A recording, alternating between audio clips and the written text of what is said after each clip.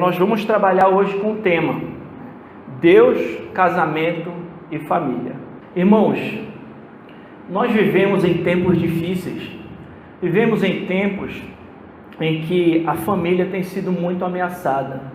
Vivemos em tempos que se debate a respeito de ideologia de gênero. Vivemos em tempos em que a imoralidade não escandaliza tanto. Vivemos em tempos que o divórcio tem se tornado rotineiro.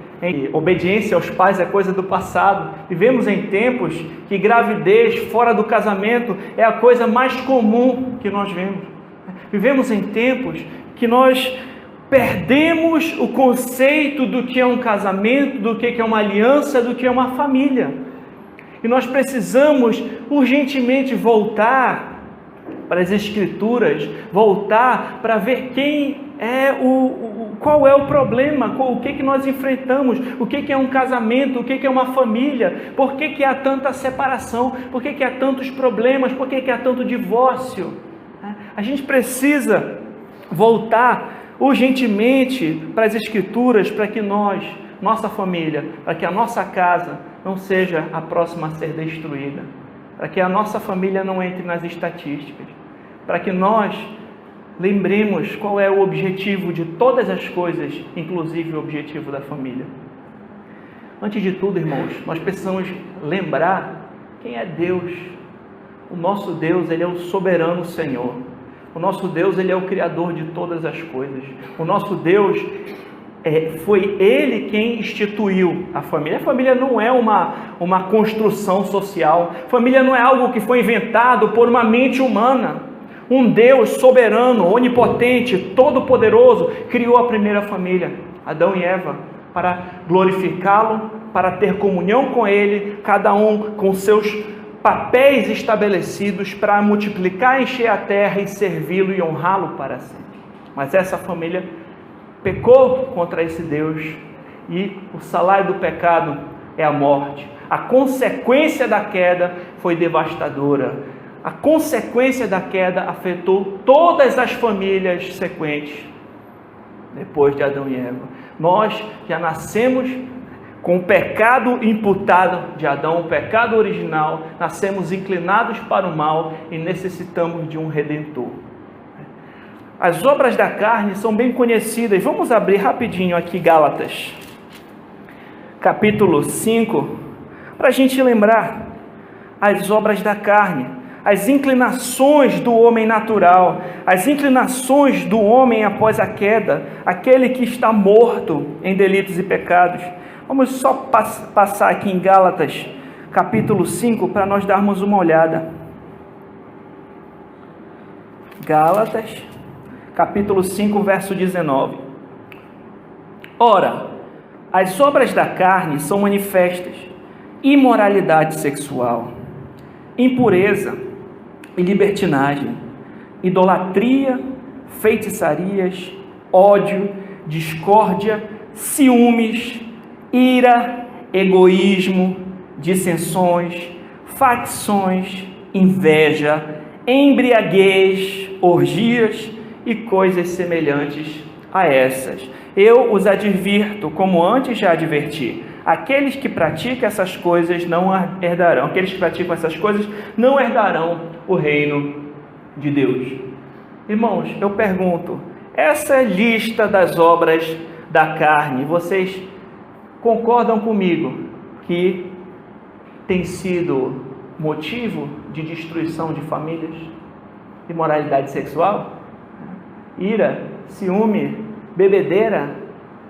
Irmãos, o maior inimigo da família não o problema maior da família não é a incompatibilidade de gênios. O problema maior da família não é financeiro. O problema maior da família não é falta de comunicação.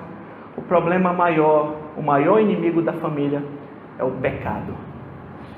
Todas essas coisas podem ser problemas, podem ter alguma nuance de problemas, mas o maior problema do ser humano, da família, dos casamentos é o pecado. O pecado fez com que o ser humano fosse inclinado para o mal, tivesse uma natureza caída, uma natureza pecaminosa, inclinado para essas coisas, moralidades, bebedeiras e tudo mais que foi dito aqui. Isso destrói um casamento, isso destrói uma família. Mas nós somos lembrados também que Deus Todo-Poderoso, Santo, Santo, Santo, Justo Juiz, Ele prova o seu amor para conosco, quando nós ainda pecadores, Cristo morreu por nós. Cristo morreu, pagou o preço por todos os nossos pecados e ao terceiro dia ressuscitou. Se nós nos arrependemos e cremos em Cristo, nós somos uma nova criatura. Essa é uma evidência da atuação do Espírito Santo nas nossas vidas. Nós morremos para o mundo, nós morremos para o pecado, nós morremos para as obras da carne, nós vivemos uma nova vida com Cristo. É como lá em Efésios, ele vai falar, é interessante o texto de Efésios, ele começa falando a respeito dessa situação caída, que nós estávamos mortos neles e pecados, mas Cristo nos salvou, Cristo é Senhor sobre tudo, Cristo é soberano sobre tudo, e agora nós vamos buscar viver uma vida obediente a Cristo, como aquele que está tirando uma velha roupa, uma roupa suja, pecaminosa, uma roupa podre, para se revestir de uma nova roupa, de uma nova vida que agrada ao Senhor. Então, se Cristo é Senhor sobre tudo, se Cristo nos salvou de tão grande condenação, se Cristo nos redimiu diante de Deus, se Cristo aplacou a ira do Pai na cruz em nosso favor, por amor daquele que nos amou primeiro, nós vamos amá-lo, nós vamos observar como nós devemos viver em todos os aspectos da nossa vida. Cristo precisa ser soberano, Senhor, em todos os aspectos da nossa vida, não só na família, mas em tudo. Tudo que nós fazemos deve glorificar a Deus, quer comendo, bebendo, trabalhando, casando, dando-se em casamento, sendo um filho, sendo um pai, uma mãe, nós temos que glorificar o Senhor com tudo. Contudo, irmãos, nós só vamos conseguir glorificar o Senhor e fazer aquilo que nós fomos chamados para fazer, se nós estivermos em Cristo. A minha pergunta é: você está em Cristo? Você já se arrependeu e creu em Cristo? A sua vida está em Cristo Jesus? Se você disse sim, nós podemos prosseguir. Se não, arrependa-se. Coloque a sua vida diante do Senhor. Volte-se para Cristo. Senhor, eu necessito de Ti. Salva-me. Senão não adianta falar um monte de deveres, um monte de coisas que a gente deve e não deve fazer, se você não estiver em Cristo.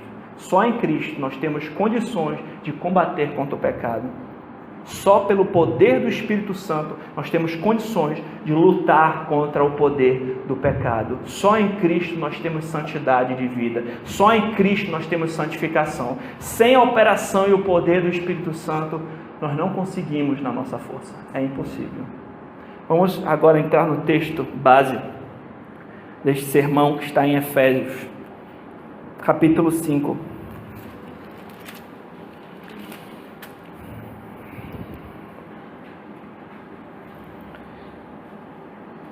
Verso 17.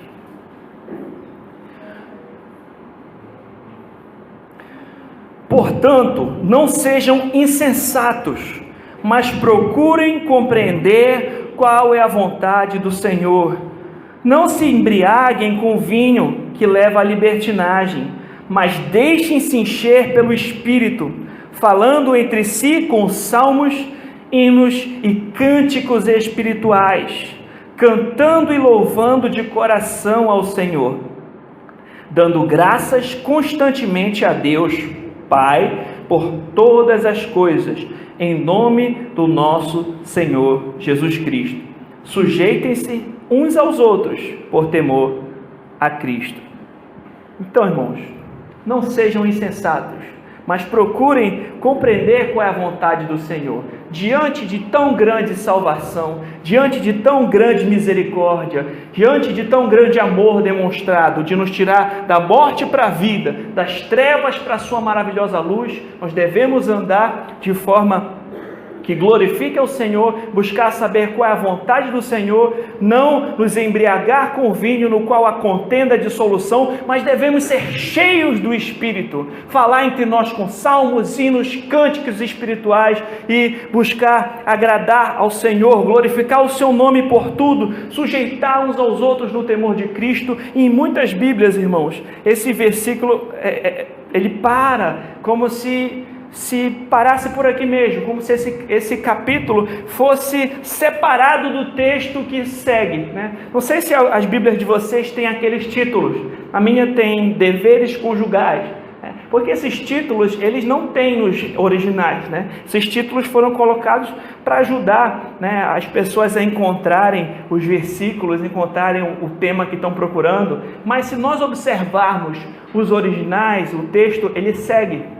Ele é um texto que continua. Então, o texto que vai continuar depois desse é justamente falando a respeito da família, falando a respeito dos deveres das esposas, dos deveres dos maridos, dos deveres dos filhos. Aí está falando uma continuação desse sujeitem-se uns aos outros por temor a Cristo. Vai falar a respeito dos escravos dos senhores mais para frente, né? Mas se atendo a essa parte das famílias, que é o nosso tema, nós temos que entender uma coisa, que é a primeira coisa que nós precisamos aprender aqui hoje. Claro, já falamos bastante coisa, mas uma coisa que nós precisamos observar com afinco, que o nosso contexto de família, para nós conseguirmos obedecer, cumprir o nosso papel, seja como um homem, como um marido, como uma mulher, como uma esposa, como um filho, como um pai, nós necessitamos ser cheios do Espírito Santo. Amém? O nosso papel na nossa família, para nós cumprirmos corretamente, não vai ser na nossa força. Nós necessitamos ser cheios do Espírito Santo e nós devemos procurar na nossa casa, que a nossa família, que a nossa casa seja uma família que é cheia do Espírito Santo. Já parou para pensar nisso? A primeira coisa que nós temos que fazer quando a gente fala a respeito de ser cheio do Espírito Santo é reconhecer a necessidade disso. Você reconhece que você necessita ser cheio do Espírito Santo? A gente precisa reconhecer, senão a gente não muda. Se a gente não reconhecer, a gente continua no mesmo patamar. Irmãos, nós necessitamos ser cheios do Espírito Santo, nós necessitamos ver a atuação do Espírito Santo em nossas vidas, nós necessitamos buscar isso, né, com todos os recursos que nós tivermos. Nós precisamos, irmãos, utilizar os meios de graça que o Senhor nos deixou. Nós precisamos meditar nas Escrituras, ler as Escrituras, mergulhar na Palavra de Deus. Nós não podemos ficar dando desculpas para não ler a Bíblia. Não tenho tempo, não sei do que, e deixa de lado. E você não pode fazer isso. Aqui, irmãos, no capítulo 4 de Efésios, no verso 30, diz assim: não entristeçam o Espírito Santo de Deus, com o qual vocês foram selados para o dia da redenção. Assim como nós podemos ser cheios do Espírito Santo, nós podemos também entristecer o Espírito Santo. Quando você peca, não se arrepende, fica vivendo uma vida de pecado, sem arrependimento, sem mudança, você entristece o Espírito Santo. Reforme a sua conduta. Arrependa-se do seu pecado, abandone o pecado, busque aquilo que te fortalece no Senhor, se afaste daquilo que te afasta do Senhor, te aproxima daquilo que te aproxima. É a palavra, é a oração, é a comunhão com os irmãos. As suas amizades são pessoas que te ajudam a crescer em Cristo, são pessoas que te edificam ou são pessoas que estão te afastando do Senhor. Para observar, reconheça que você necessita ser cheio do Espírito Santo. Ore por isso: Senhor, enche-me do Teu Espírito. Senhor, eu necessito, me dá mais do Teu Espírito Santo. E reforme a sua conduta, mude as suas atitudes, abandone o pecado, abandone uma vida imoral, né? Como nos capítulos anteriores, Paulo ele vai falar: aquele que mentia, agora vai falar a verdade. O que roubava, vai trabalhar para ajudar o necessitado, né? Então, não sai da boca de vocês nenhuma palavra torpe, fala de uma mudança de vida, de abandonar o pecado, de uma vida reformada, uma vida transformada, que agrada ao Senhor, que glorifica a Deus. Vamos voltar aqui em Gálatas, capítulo 5, e a gente vai ver a atuação do Espírito Santo. Nós vimos a obra da carne, agora nós vamos ver o que produz a atuação do Espírito Santo na vida de um crente. É interessante quando vai falar a respeito do fruto do Espírito Santo, Gálatas capítulo 5, verso 22. Ele não fala frutos, mas um fruto, como se fosse uma tangerina, um exemplo, uma tangerina de 9 gomos, um fruto com 9 aspectos, né? Então, em todo cristão, em alguma medida, mesmo que não seja perfeito, que nós não somos perfeitos, em alguma medida, esse fruto deve ser visto em nossas vidas se nós somos cristãos. Se nós somos cristãos, nós não vivemos mais de acordo com a carne, nós vivemos de acordo com o Espírito do Senhor. Em alguma medida, esse fruto precisa existir na nossa vida e nós precisamos buscar ser cheio do Espírito e ver essa atuação, esse fruto do Espírito em nossa vida. Verso 22, mas o fruto do Espírito é amor. Irmãos, o amor aqui no contexto de família, não somente um amor de carinho, né? Não somente um amor de companheirismo, mas um amor sacrificial. Né? Você amar a pessoa mesmo quando ela não merece. Você amar sacrificialmente, o amor ágape, amar como Cristo amou, né? É um fruto do Espírito. Esse é um amor, mesmo quando a outra pessoa não merece. Alegria e paz, irmãos, é muito fácil nos alegrarmos, é muito fácil ficar em paz quando tudo vai bem. As contas estão pagas, deu tudo certo, tudo que eu estava querendo deu certo, aí eu vou me alegrar. Eu vou ficar em paz. Irmãos, a alegria e a paz que vem do Espírito Santo, elas vão além das circunstâncias. É mesmo quando tudo não vai bem, é mesmo quando você não consegue o emprego que estava querendo, é mesmo quando você não conseguiu aquela promoção que estava procurando, é mesmo quando alguma injustiça aconteceu com você. Irmãos, lembre-se do testemunho dos primeiros cristãos, lembre-se dos heróis da fé, lembre-se dos mártires, né? Aqueles que foram traspassados, que morreram ao fio de espada, que foram cerrados ao meio, o nosso próprio Senhor Jesus Cristo foi crucificado. Né? Não se desespere em meio a uma tribulação. Lembre-se que o Senhor é soberano sobre tudo. Lembre-se que todas as coisas cooperam para o bem daqueles que amam a Deus, inclusive as coisas difíceis, inclusive as lutas da vida. Inclusive quando você sofreu um acidente, ou quando você foi assaltado, ou quando você perdeu um ente querido, ainda assim saiba, Deus está no controle. Deus é soberano e de uma forma misteriosa Ele faz com que tudo isso opere para o nosso bem, se nós somos seus filhos. Como é que Ele faz isso? De acordo com a onisciência dEle, com a sua onipotência. A gente não entende muitas vezes, mas precisamos confiar nisso, porque a palavra de Deus nos diz. Às vezes Ele quer trabalhar no nosso caráter, talvez Ele queira que nós sejamos mais dependentes dEle, não sei, mas Ele é soberano. Então a alegria e a paz, elas vão além das circunstâncias, não é só quando tudo vai bem. Às vezes a gente, num contexto de família, às vezes você só trata seu cônjuge ou seus filhos bem, de forma alegre, quando está tudo bem. A atuação operada pelo Espírito Santo, ela é além das circunstâncias. Imagina o marido que consegue alegrar-se com a sua esposa, mesmo quando esta já sei lá, sofreu um acidente, não tem mais aquela aparência que ela tinha, né? Ou uma esposa se alegrar com seu esposo, mesmo quando ele não tem, né, não conseguiu o emprego que ele estava procurando, mesmo quando ele falhou em alguma situação, uma alegria, uma paz que excede as circunstâncias. Isso é operado pelo Espírito Santo. Isso é um gomo desse fruto que nós vimos aqui. Paciência, irmãos, quantas Quantos casais não se divorciam por falta desse aspecto do fruto? A paciência, ser paciente em meio a uma situação difícil, ser paciente com a outra pessoa. Às vezes nós casamos com pessoas difíceis, talvez. Às vezes temos um filho difícil, pessoas que vão necessitar de que sejamos pacientes para lidar. Então, isso é um aspecto, é um fruto do Espírito. Amabilidade e bondade.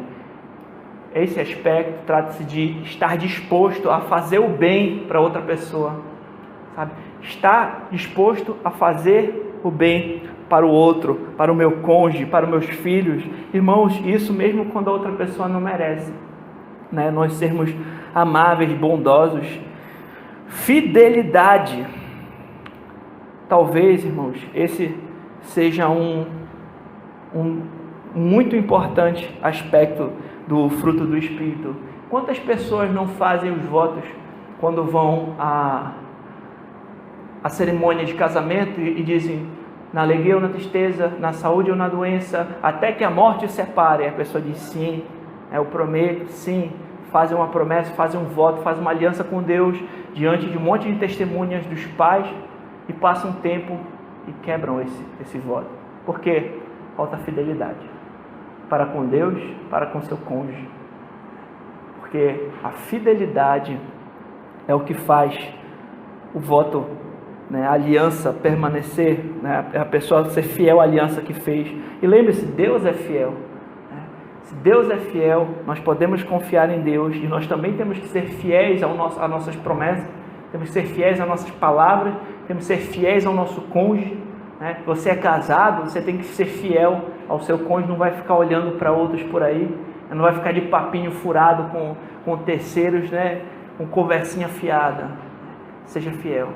Fidelidade é um fruto, parte do fruto do Espírito.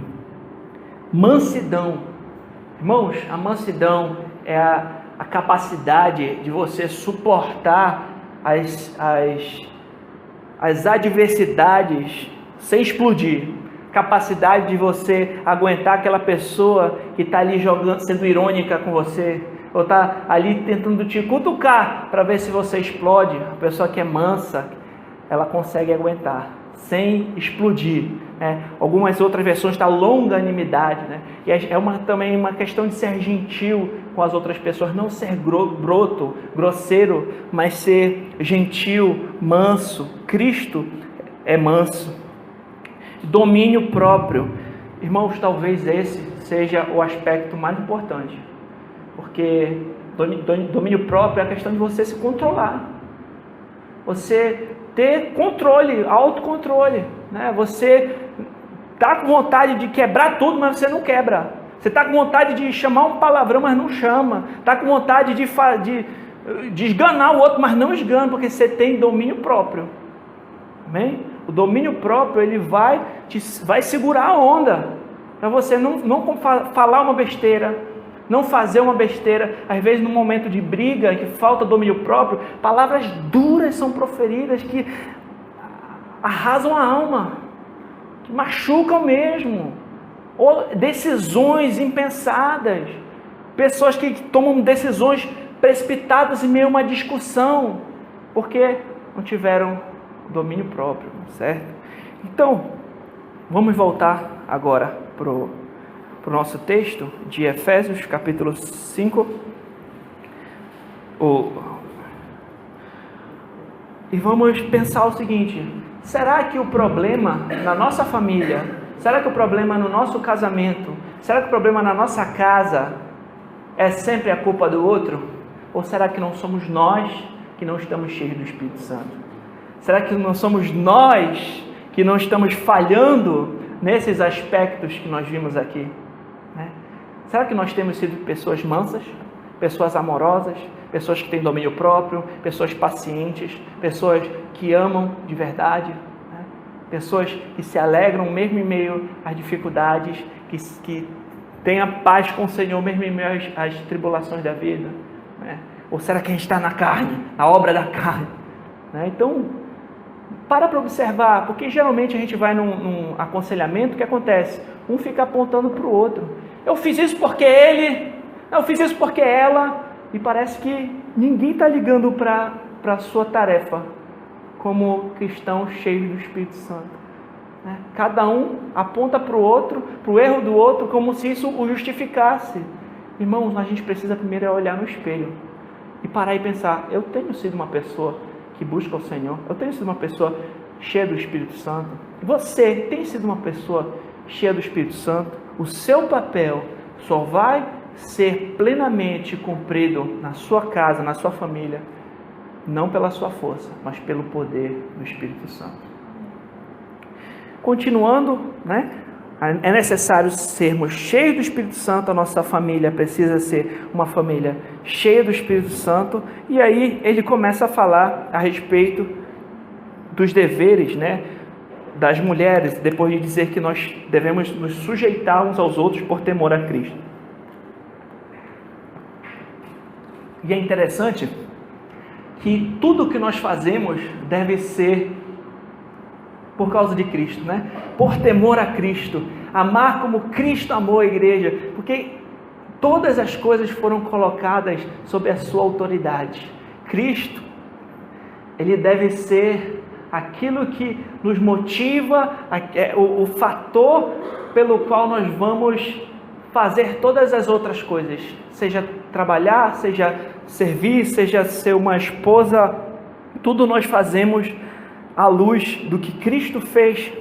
E aqui nós vamos observar primeiro as orientações para as mulheres, como esposas e mães. Mulheres, sujeitem-se cada uma a seu marido, como ao Senhor, pois o marido é o cabeça da mulher, como também Cristo é o cabeça da igreja, que é seu corpo, do qual ele é o Salvador. Assim como a igreja está sujeita a Cristo, também as mulheres estejam em tudo sujeitas aos seus maridos. Então a gente observa uma orientação para as esposas, para as mulheres.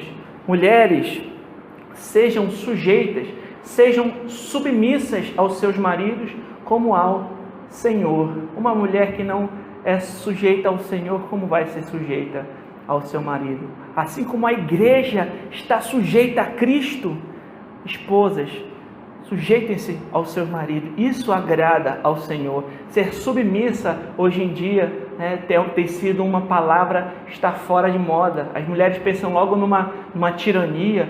Então tenho que ser uma escrava. Não é isso. É você ser submissa a um líder que te ama, como Cristo amou a igreja. O marido tem que amar a esposa vai ser submissa a um homem que tem que amá-la como Cristo amou a igreja. Irmãos, submissão é estar sob uma missão. O marido, ele é o cabeça do lar, ele foi colocado como a liderança do lar, e a esposa, ela é a sua auxiliadora idônea.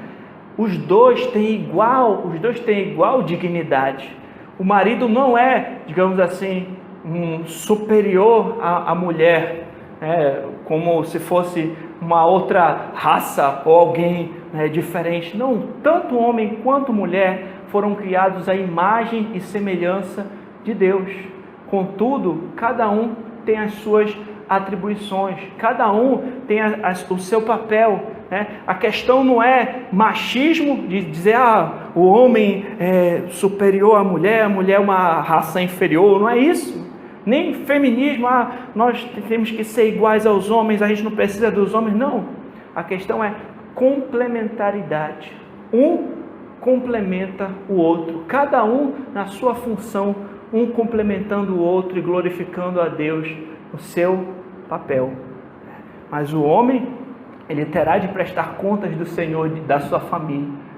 Assim, quando Eva pecou contra o Senhor e deu fruto para o seu marido, o Senhor não foi primeiro com Eva, o Senhor foi com Adão.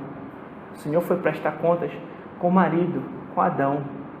O marido, ele é, digamos assim, a liderança do lar, e a esposa, se ela é temente ao Senhor, ela deve se sujeitar ao seu marido. Amém? Mas outra coisa que também é interessante, falando a respeito das mulheres, no verso 33, eu vou pular só para tratar a respeito desse assunto, é que, portanto, cada um de vocês também ame a sua mulher como a si mesmo, e a mulher trate o marido com todo o respeito. Então, uma das formas de ser submissa ao seu marido é você também tratá-lo com todo o respeito. Existem muitas mulheres que não observam esse ensino, né? E tratam o marido com grosseria, gritam com o marido, ficam falando mal dele para as outras moças, né? Ficam falando mal dele para as outras pessoas, né? Não respeitam, ele fala uma coisa, não quer obedecer, sabe? Mesmo que seja uma coisa boa, sempre fica ali desrespeitando. Então isso não é legal, moças, né? Saiba, assim como Deus ele sabe de tudo, então a sua palavra tem orientações específicas. As mulheres necessitam ser amadas, necessitam ser cuidadas, mas os homens precisam ser respeitados. Quando você não respeita o seu marido, você está prejudicando a própria liderança dele, você está arruinando a sua própria casa.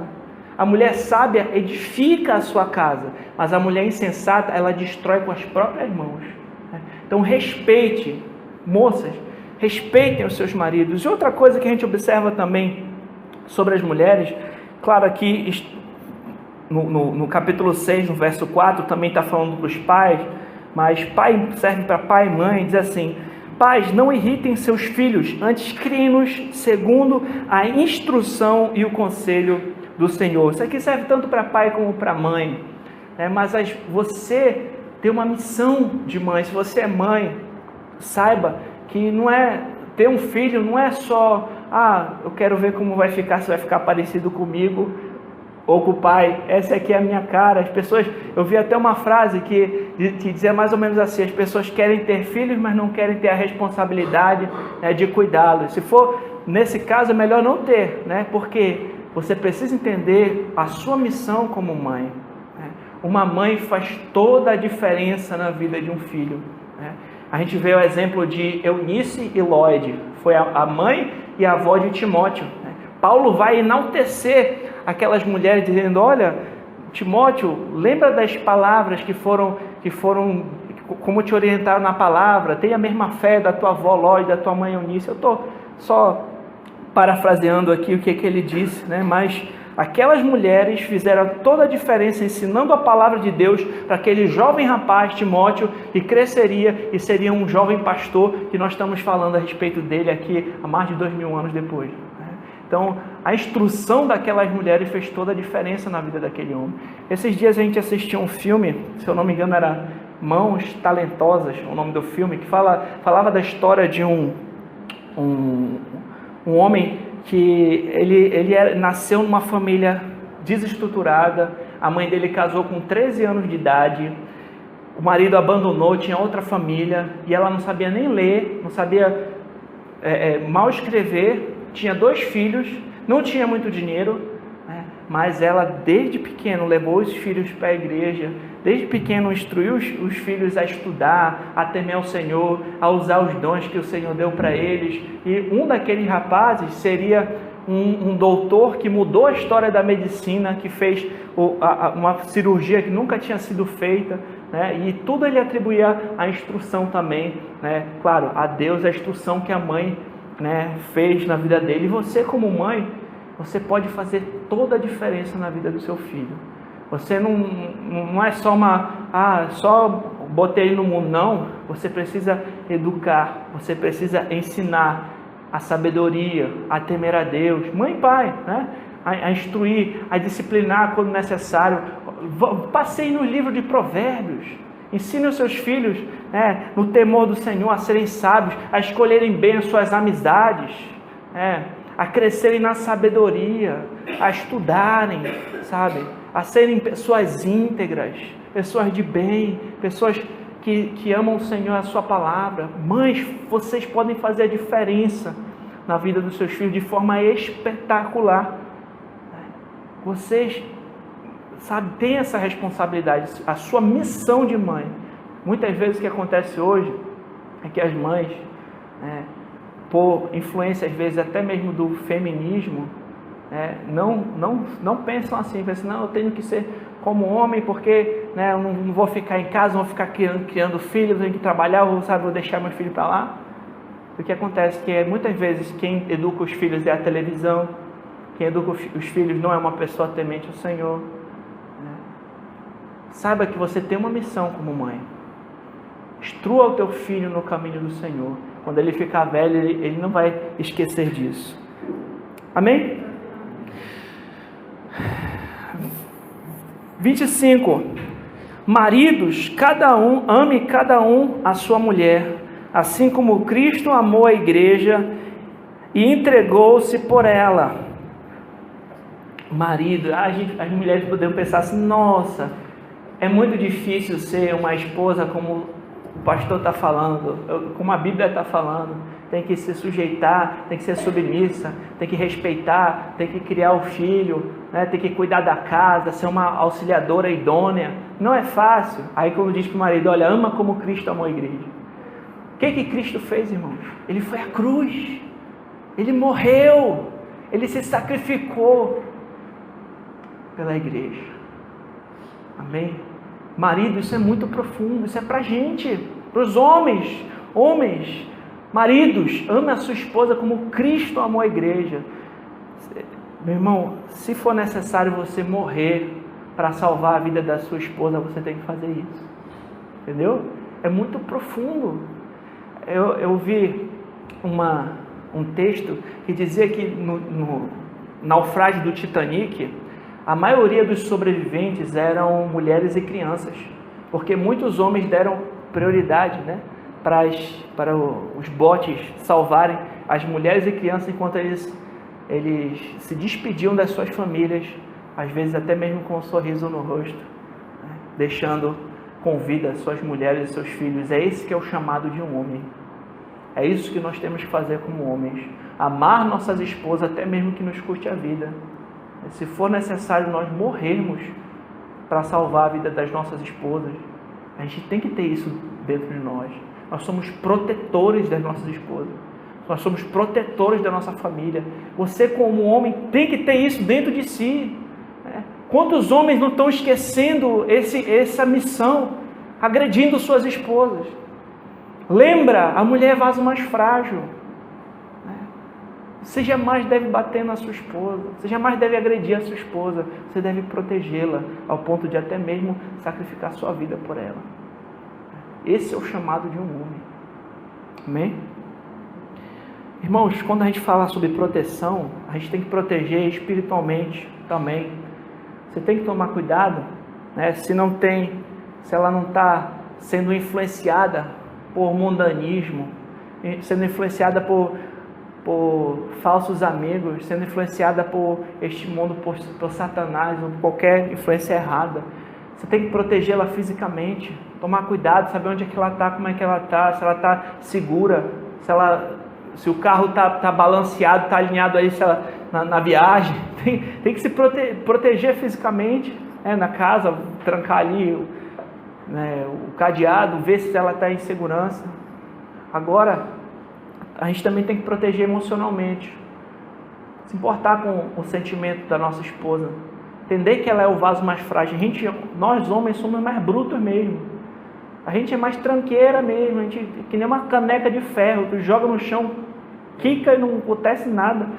O homem é bruto, é diferente.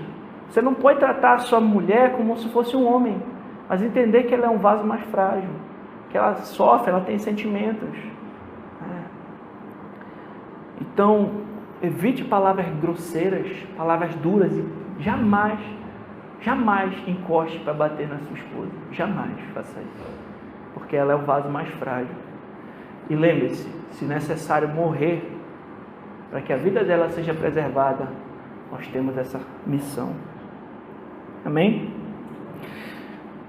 Agora está ficando mais sério com os rapazes, As moças estavam só com a gente, Agora os rapazes, 26, para santificá-la, tendo-a purificado pelo lavar da água mediante a palavra, e para apresentá-la a si mesmo como igreja gloriosa, sem mancha, nem ruga ou coisa semelhante, mas santa e inculpável. Cristo se preocupa com a santificação da sua igreja.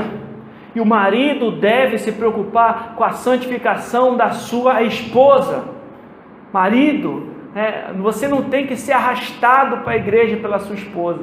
Você não tem que ser chateado para ela para poder orar, para poder ler a Bíblia. Vai orar, vamos ler a Bíblia. E a mulher fica lá insistindo, o rapaz não quer. Não pode ser assim. A gente precisa ter essa noção de que nós somos os sacerdotes do lar. Que nós temos a missão, assim como Cristo se importou com a santificação da sua igreja, nós maridos devemos nos preocupar com a santificação da nossa esposa, nossos filhos. Uma boa dica, irmãos, faça um culto doméstico na sua casa.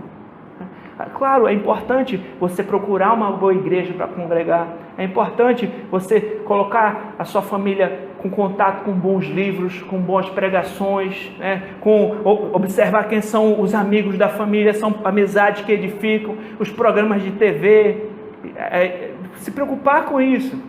Agora, tenha um momento na sua casa para adoração ao Senhor, por que não tirar uns 20, 25 minutos diariamente para louvar, cantar uns 2 cânticos, ler um trecho das Escrituras, meditar, conversar ali com a sua esposa, com seus filhos sobre aquela palavra que foi lida, orar, tirar um tempo de oração para orar por sua casa, pelos seus. Você precisa se preocupar com a santificação da sua esposa. Não é só reclamar da conduta dela. Você precisa investir na transformação da vida dela. Você precisa investir no moldar, dela ser moldada conforme o caráter de Cristo. Orar por você e por ela. Como sacerdotes do lar, nós precisamos orar pelo Senhor. Lembra de Jó, que orava pelos seus filhos. Nós devemos orar pelos nossos cônjuges, orar pela nossa família. Faça um momento devocional na sua casa, ou até mesmo um culto doméstico, com sua esposa, com seus filhos. Diariamente, uns 25 minutos, 20 minutos. Gente, isso faz toda a diferença. Faz toda a diferença. A gente fica assim, não, eu leio a Bíblia aqui, eu nem sei se ela está lendo para lá. Não se importa se a esposa está lendo a Bíblia, não se importa se a esposa está orando. Sabe? Não se importa se os filhos estão no caminho do Senhor, não se importa saber quem são os amigos dos filhos. Invista na sua esposa, nos seus filhos, na sua família. Você, como homem, tem essa responsabilidade. Você, assim como provedor, você também é um sacerdote do lar. Tenha em você essa missão. Não fique deixando para ela. É muito chato quando a esposa tem que ficar sempre arrastando o marido para ir para a igreja, para orar, a ler a Bíblia. Não, você precisa ter essa iniciativa. Busque crescer espiritualmente. E leve a sua família junto. Amém? Da mesma forma como os maridos devem amar cada um a sua mulher, como a seu próprio corpo, quem ama a sua mulher, ama a si mesmo. Além do mais, ninguém jamais odiou o seu corpo, antes o alimenta e dele cuida, como também Cristo faz com a igreja. Pois somos membros do seu corpo. Por essa razão, o homem deixará pai e mãe e unir-se à sua mulher, e os dois serão uma só carne. Então nós vimos também, já falei um pouco sobre isso, que o marido ele não deveria agredir a sua esposa, mas ele diz assim, que quem é que vai fazer o mal para o próprio corpo? Ninguém quer fazer o mal para o seu próprio corpo. Então, assim como você cuida do seu corpo, você alimenta o seu corpo, você cuida de si mesmo, você deve cuidar da sua esposa. Quando você está cuidando dela, você está fazendo bem para você mesmo, porque agora os dois são uma só carne. Você não se preocupa mais só com você. Agora você se preocupa com a sua esposa, você se preocupa com a sua família. E nós homens, lembre-se que nós também temos uma responsabilidade a mais. A nós cabe a principal responsabilidade de sermos os provedores, de trabalhar duro, porque esse é o meio pelo qual Deus entrega a sua provisão. Esse é o meio que Ele nos orientou. Do suor do teu rosto comerás o teu pão. Essa foi a missão dada a Adão, no castigo após a queda. Foi orientado que com mais dificuldade ele teria o seu sustento. Não que não trabalhasse antes, mas seria mais duro. E nós homens, a gente também tem que ter isso. Nós não podemos ser preguiçosos. Nós temos que ter uma lição com as formiguinhas, né? Para que não sejamos preguiçosos. As formiguinhas trabalham, né? No verão, trabalham que só. E os homens, nós homens, precisamos ter essa missão também no nosso coração, de nós sermos os provedores do nosso lar. A gente vai trabalhar, nem que seja no McDonald's, nem que seja, sabe, fazendo o que for, vender laranja, não tem, a gente vai dar um jeito, mas a gente precisa fazer alguma coisa, sabe, para dar o sustento da nossa família. Agora também algumas mulheres não tem que pensar que ser provedor é que tem que ter 2 carros na garagem, tem que ser rico. Não é isso, né? Porque aí acabam não dignificando aqueles que não ganham tanto, né? Mas se ele está trabalhando duro, não é um cara preguiçoso, está trabalhando, está correndo atrás, né? Ele também deve ser respeitado pelo seu labor. Mas nós como homens temos que ter isso incutido em nós. Protetor, provedor, sacerdote do lar, né? E instruir nossos filhos no caminho do Senhor. Protetor, provedor, sacerdote do lar, certo? E por essa razão deixará o homem pai e mãe e unir-se-á a sua mulher, e os dois serão uma só carne. É interessante que diz assim: deixará o homem seu pai e mãe e unir-se-á com a sua mulher. Ele não diz assim: deixará o menino seu pai e mãe e se unirá com a sua menina. Por quê? Porque casamento é coisa para homem, casamento é coisa para mulher, né? Então a gente precisa buscar se tornar um homem que é provedor, que é protetor, que é sacerdote do lar. Uma mulher que é modesta, que é madura, uma mulher virtuosa, que edifica a sua casa, se submete ao seu marido. Isso glorifica a Deus. É um homem e uma mulher. E deixará pai e mãe, ou seja, não estão mais sob a tutela, não estão mais sob a necessidade de serem sustentados, de serem guiados por seus pais e sua mãe, mas vão começar uma nova família. Este é um mistério profundo, refiro-me, porém, a Cristo e à igreja. Portanto, cada um de vocês também ame sua mulher como a si mesmo, e a mulher trate o marido com todo o respeito. Como a gente viu, a orientação para o homem é que ame a mulher, e a orientação como a si mesmo, com todo o seu esforço, digamos assim, e a mulher devia tratar o seu marido com respeito. Uma orientação, né, para os rapazes aqui, uma dica. Certa vez eu li um livro que dizia algumas dicas sobre formas, linguagens de como nós amamos as pessoas, né? E vou falar para vocês essas dicas, talvez sirva para ajudar você a na prática amar a sua esposa, né? Uma dessas linguagens era palavras de afirmação. Você elogiar: nossa, como é que você está linda hoje, né? Você é muito importante para mim, né? Eu te amo. As mulheres amam essas coisas. Tempo de qualidade, né? Você passar tempo, dar atenção para aquela pessoa, não somente ali quando está assistindo televisão, mas ouvir, conversar, se interessar, sair, dar um passeio junto, vai lá na estação das docas tomar um sorvete de açaí com tapioca, né? Namorar um pouco com a sua esposa, né? Presentes, às vezes não é nem o valor do presente, né? Mas, poxa, eu lembrei de você, daqui essa rosa, essa flor, elas amam, né? E mais, carinho, abraço, dar um beijinho, né? Um afeto e serviço. Às vezes é você fazer uma coisa que ela gostaria que você fizesse. Às vezes é dar uma força ali lavando a louça, ou fazendo alguma coisa que ela pediu, né? Isso são formas que a gente também pode demonstrar, né, de amor ao nosso cônjuge, além de tudo que já foi dito. Amém? São mais dicas práticas aí. E nós vamos ver, por fim, agora as orientações para os filhos.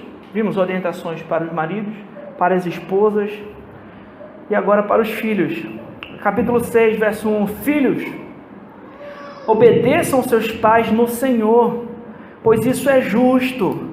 Honra teu pai e tua mãe, Este é o primeiro mandamento como promessa, para que tudo te corra bem e tenhas longa vida sobre a terra.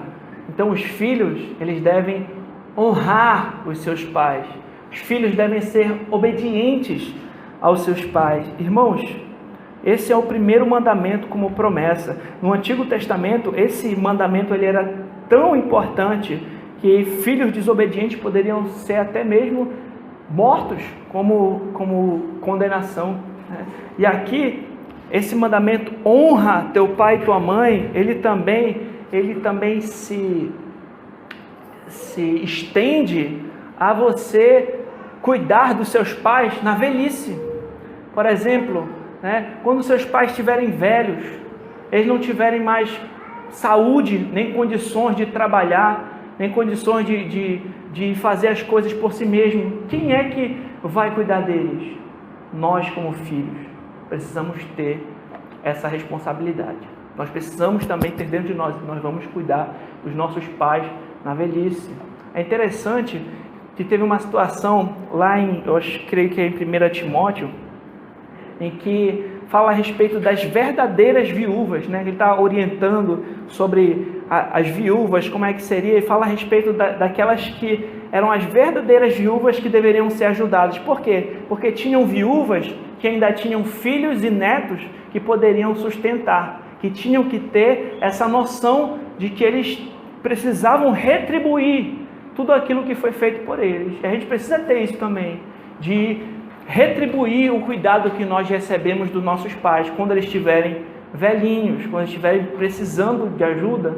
Nós, os filhos, os netos, nós precisamos nos importar com os nossos. Aquele que não cuida dos seus familiares, aquele que não cuida dos seus, principalmente dos da sua casa, são piores do que os descrentes, A gente precisa ter essa noção de cuidar dos nossos na velhice. Eu lembro que teve uma situação em que Jesus estava com os seus discípulos não lavaram as mãos, e os fariseus começavam, eles estão comendo sem lavar as mãos, estão desobedecendo o mandamento e tal, e Jesus vai dizer o seguinte: vocês trocam o mandamento de Deus por princípios humanos, por valores humanos. Por quê? Porque vocês deixam o mandamento de honra a teu pai e tua mãe para fazer o corban. O que era o corban? Ele pegava os bens dele e dizia e dedicava ao templo. Ele dizia assim: olha, os meus bens eles vão ficar dedicados ao templo. Quando eu morrer, o templo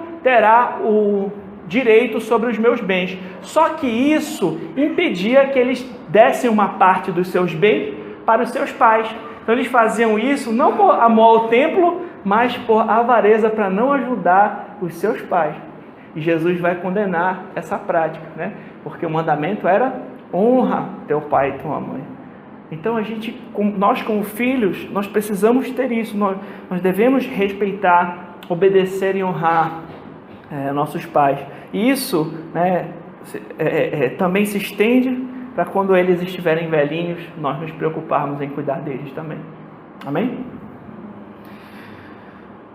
Para que tudo te corra bem e tenhas longa vida sobre a terra. Pais, não irritem seus filhos, antes creem segundo a instrução e o conselho do Senhor. Tem pais, irmãos, que batem nos filhos sem motivo, Tem pais que às vezes estão estressados, as mães às vezes estão de TPM, vai desconta no filho, nem explica o porquê, dá-lhe uma lambada, às vezes além da conta, sem motivo. Isso é errado. Agora, você deve também discipliná-lo de forma correta, Você, se necessário fisicamente, mas com moderação, mas explicando o motivo, mas com sabedoria. Aquele que poupa a disciplina do seu filho, ele vai criar um delinquente. Pessoa que só diz sim, senhor, para o próprio filho, aquela filholatria que o filho é que manda aqui e tudo mais, a pessoa acaba criando uma pessoa egoísta, uma pessoa que acha que é dona do mundo, que não tem limites. Os pais devem se orientar os seus filhos, devem se disciplinar, até mesmo fisicamente, se necessário, mas com moderação e com sabedoria. Antes, criem segundo a instrução e o conselho do Senhor. Lembre-se Ensina o teu filho no caminho que deve andar. Ensina o teu filho na palavra desde girininho, desde pequenininho. Na barriga já vai orando por ele. A Priscila está aqui, ó, orando aí pela Helena, né? Orando desde a barriga, vai orando, orientando na palavra, com o seu exemplo também, porque não adianta só falar. Se você fala um monte de coisa e o filho vê você agindo tudo ao contrário também, não dá muito certo. Então, com a sua conduta de vida, com o seu exemplo, numa casa em que o marido ama a esposa como Cristo amou a igreja, a esposa se submete ao seu marido, ambos são cheios do Espírito Santo e temem a Deus, com certeza os filhos vão ter um ótimo exemplo para ser seguido. Os filhos vão observar o amor que vocês têm pelo Senhor. Os filhos vão observar o valor que vocês dão à palavra do Senhor. Os filhos vão observar que é importante ir ao culto. Os filhos vão observar que é importante adorar o Senhor. É importante ler a Bíblia. É importante louvar ao Senhor. Os filhos vão observar o exemplo de vocês. Amém? E lembre-se, tudo isso nós só vamos conseguir ser maridos bíblicos, esposas bíblicas, filhos bíblicos, pelo poder do Espírito Santo. Nós necessitamos ser cheios do Espírito Santo. Para relembrar aqui, mulheres devem ser submissas aos seus maridos, devem respeitá-los, orientar seus filhos no temor do Senhor. Tem um grande papel de mãe, ser seu auxiliadora idônea. O marido deve amar sua esposa como Cristo amou a igreja, a ponto de até mesmo se sacrificar por ela. O marido deve proteger, deve prover. Maridos devem ser os sacerdotes do lar e devem guiar também seus filhos. E os filhos devem honrar seus pais, ser obedientes aos seus pais e cuidar dos seus pais na velhice. E são valores muito importantes, meditem nisso. E só um parêntese aqui. Tanto para as mulheres quanto para os filhos, elas só vão ser submissas, os filhos só vão obedecer até onde não infringir a lei do Senhor. Por exemplo, se um pai manda o filho pecar, manda o filho mentir, manda roubar ou fazer alguma coisa errada, aí ele não vai obedecer. Por quê? É melhor obedecer a Deus do que aos homens. Amém? Aí o pai está querendo usurpar uma autoridade superior e não pode fazer isso. E o marido também não pode mandar a esposa pecar. Se ele o fizer, ela não vai obedecer, porque é melhor obedecer a Deus do que aos homens.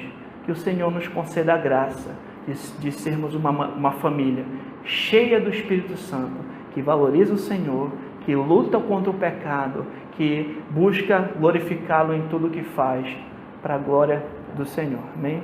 Vamos orar. Senhor, nosso Deus e Pai, te agradecemos pela Tua palavra, Senhor. Ó Pai, muito obrigado, Senhor, por podermos, Senhor, receber o alimento espiritual. Pedimos perdão pelos nossos pecados, Senhor. Eu te peço, Senhor, ajuda-nos, Senhor. Ajuda-nos, Senhor, na nossa missão. Ajuda-nos, Senhor, a sermos maridos bíblicos que amam sua esposa como Cristo amou a igreja. Ajuda-nos a sermos protetores, provedores, sacerdotes do lar, a instruir nossos filhos, liderar nossa família. Ajuda-nos, Senhor, a esposa a ser uma mulher virtuosa que edifica a sua casa, que ama o seu marido, respeita, cuida bem dos seus filhos, Pai. Se submete ao seu marido. Ajuda-nos como os filhos a honrar nossos pais, a respeitá-los, cuidarmos deles, Senhor, nas suas dificuldades também, Senhor, na sua velhice. Senhor, e acima de tudo, Senhor, nós te pedimos, nos enche do Teu Espírito Santo, nos dá mais do Teu Espírito Santo. Coloque em nós, Senhor, esse fruto, o amor, a paciência, a mansidão, a paz, a bondade, a benignidade, o domínio próprio, Senhor. Coloque em nós, Senhor, o fruto do Teu Espírito, para que consigamos vencer as adversidades da vida, para que consigamos, Senhor, vencer as dificuldades que toda a família enfrenta, para que consigamos combater o pecado e glorificar o Teu nome, em nome de Cristo Jesus. Amém.